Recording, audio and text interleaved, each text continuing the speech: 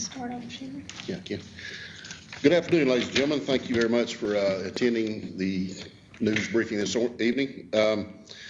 I'd like to introduce to you Haley Smith. She's my sergeant with the Sheriff's Office, also the Public Information Officer with our office, and we appreciate Haley and all the work she does. Does a great job.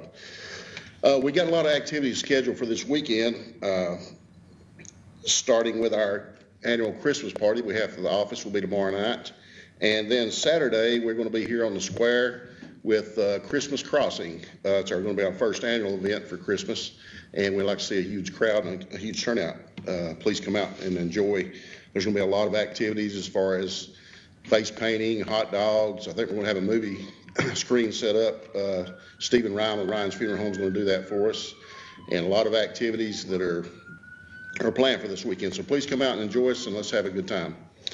My main concern I talked to Carrie this evening, and I wanted to address some problems we're having here in the county that's just devastating our office. And I had a girl that passed away the other day from a drug overdose.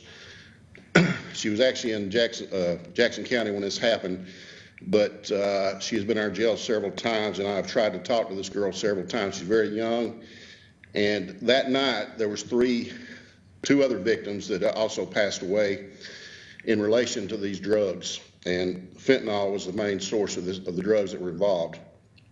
So our office, along with Haley and a lot of our detectives and stuff, we are now pulling statistics of how many.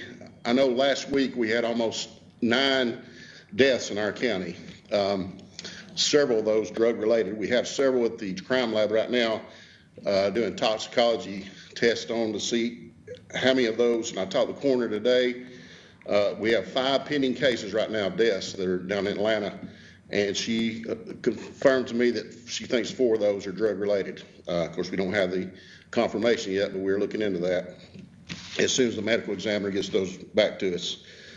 But I had some statistics pulled today.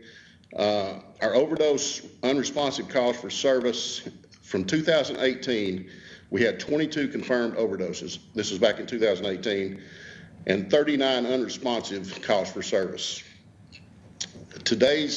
In 2021, today we have 39 confirmed overdoses with 74 unresponsive. That's almost double the cases of overdoses we've had in our county. Folks, we need your help. If you see any drug activity, any kind of homes you think there's drug activity going on, please let us know. We're losing people right and left because of mainly fentanyl, and with the border situation right now wide open, these drugs are just flooding across our border into the United States.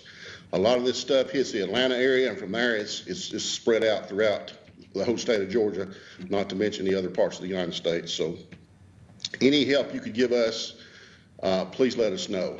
Some of you have children that are involved in drug activity.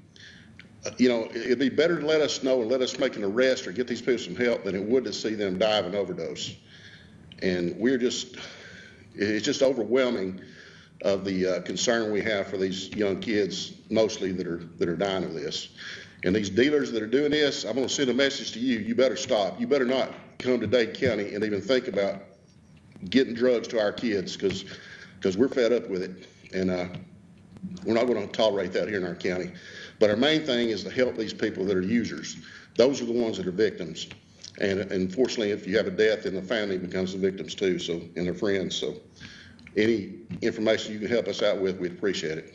Heather, you got something? Yes, sir. I would just like to echo on there are so many concerning families, and sometimes they pray and they beg us to come and arrest people because of just the drug addiction that is consuming the family.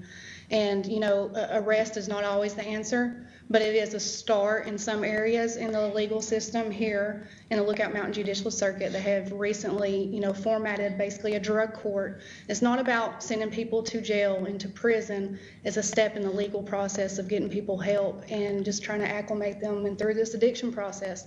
It is devastating all of our families. I know personally my family's been affected. Many of our families have been affected.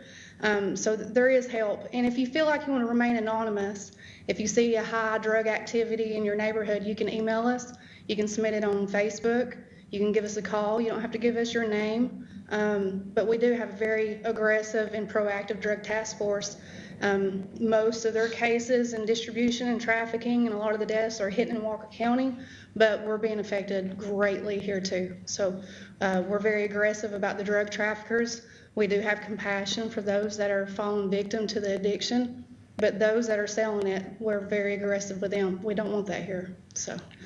Yes, sir. Hey, let me add, our officers carry Narcan on them. They have two bottles of Narcan. Those are not for the victims out here. Those are for the officers in case they get exposed to these fentanyl or whatever. But we've been having to use it on the victims that we come across now instead of the officers. So this problem is just escalating.